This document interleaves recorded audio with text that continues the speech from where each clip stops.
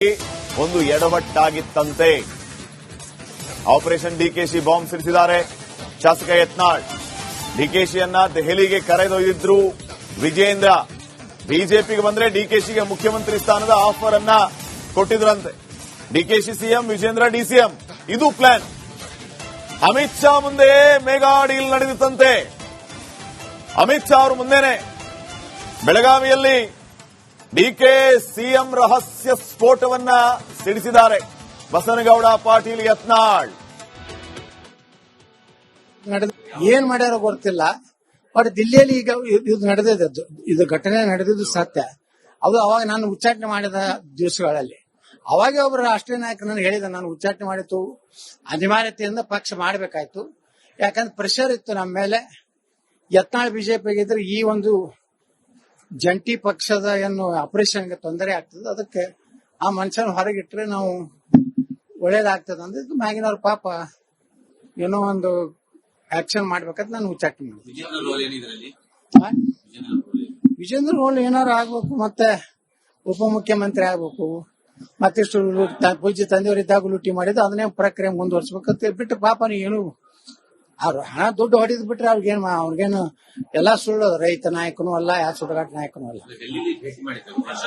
ಅವರೆಲ್ಲ ಭೇಟಿಯಾಗಿರತ್ತ. ನಮಗೂ ಅಲ್ಲಿ ನೋಡ್ರಿ ಬಿಜೆಪಿ ಬಲ್ಲ ಮೂಲಗಳೇ ಹೇಳ, ನಾನು ಹೇಳದ್ಮ್ಯಾಗನೇ ನಾ ಮಾತಾಡ್ತೀನಿ. ಒಂದು ಎಡವಟ್ಟಾಗಿತ್ತಂತೆ. ಆಪರೇಷನ್ ಡಿಕೆಶಿ ಬಾಂಬ್ ಸಿಡಿಸಿದ್ದಾರೆ. ಶಾಸಕ ಯತ್ನಾಳ್ ಡಿಕೆಶಿಯನ್ನ ದೆಹಲಿಗೆ ಕರೆದೊಯ್ದಿದ್ರು ವಿಜೇಂದ್ರ.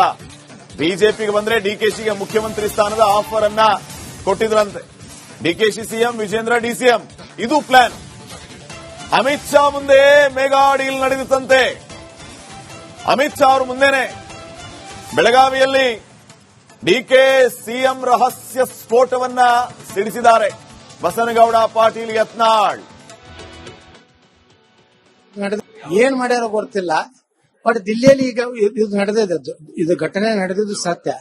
ಅದು ಅವಾಗ ನಾನು ಉಚ್ಚಾಟನೆ ಮಾಡಿದ ದಿವಸಗಳಲ್ಲಿ ಅವಾಗ ಒಬ್ಬರು ರಾಷ್ಟ್ರೀಯ ನಾಯಕರನ್ನು ಹೇಳಿದ, ನಾನು ಉಚ್ಚಾಟನೆ ಮಾಡಿತ್ತು, ಅನಿವಾರ್ಯತೆಯಿಂದ ಪಕ್ಷ ಮಾಡಬೇಕಾಯ್ತು.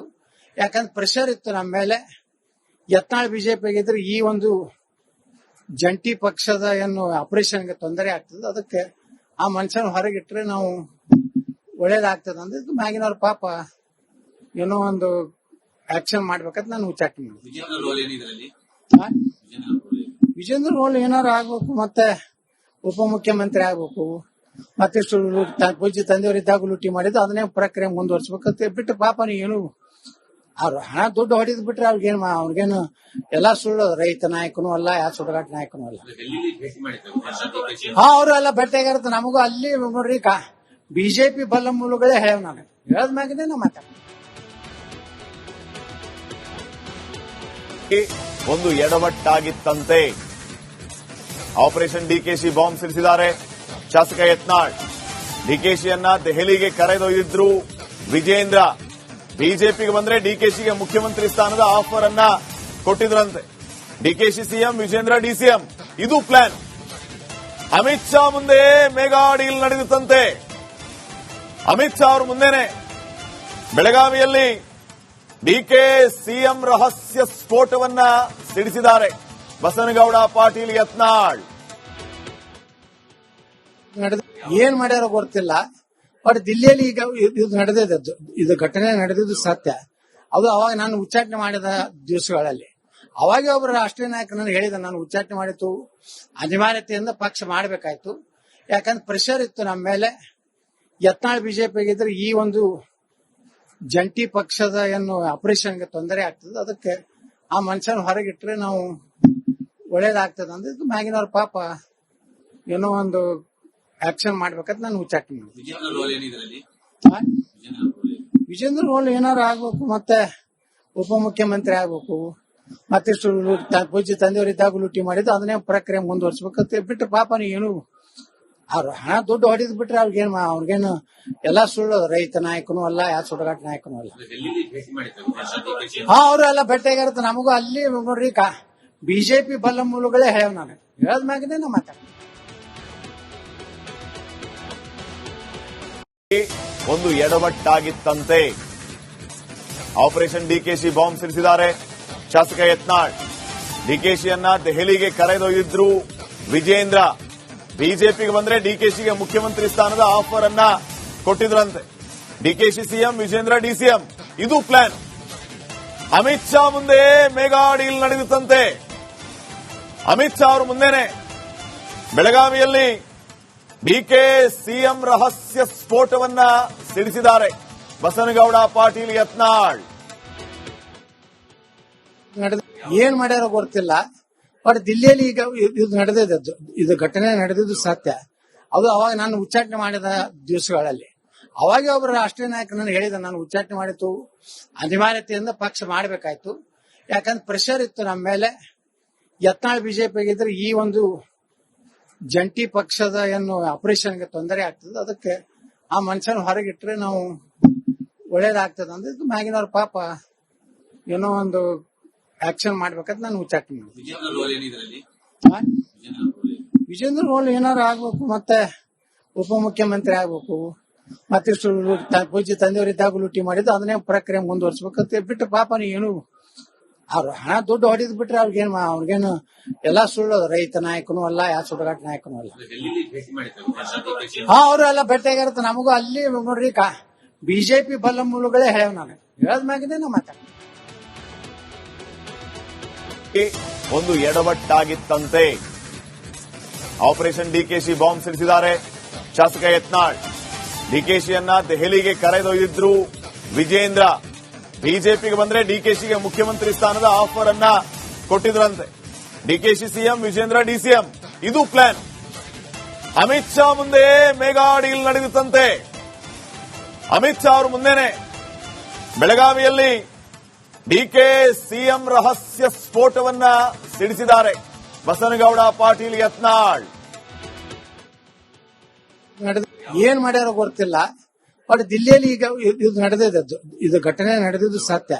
ಅದು ಅವಾಗ ನಾನು ಉಚ್ಚಾಟನೆ ಮಾಡಿದ ದಿವಸಗಳಲ್ಲಿ ಅವಾಗ ಒಬ್ಬರು ರಾಷ್ಟ್ರೀಯ ನಾಯಕನನ್ನು ಹೇಳಿದ, ನಾನು ಉಚ್ಚಾಟನೆ ಮಾಡಿತ್ತು, ಅನಿವಾರ್ಯತೆಯಿಂದ ಪಕ್ಷ ಮಾಡಬೇಕಾಯ್ತು. ಯಾಕಂದ್ರೆ ಪ್ರೆಷರ್ ಇತ್ತು ನಮ್ಮ ಮೇಲೆ. ಯತ್ನಾಳ್ ಬಿಜೆಪಿಗಿದ್ರೆ ಈ ಒಂದು ಜಂಟಿ ಪಕ್ಷದ ಏನು ಆಪರೇಷನ್ಗೆ ತೊಂದರೆ ಆಗ್ತದೆ, ಅದಕ್ಕೆ ಆ ಮನುಷ್ಯನ ಹೊರಗಿಟ್ರೆ ನಾವು ಒಳ್ಳೇದಾಗ್ತದೆ ಅಂದ್ರೆ ಇದು ಮ್ಯಾಗಿನವ್ರ ಪಾಪ ಏನೋ ಒಂದು ಆಕ್ಷನ್ ಮಾಡ್ಬೇಕಂತ ನಾನು ಉಚ್ಚಾಟನೆ ಮಾಡಿದೆ.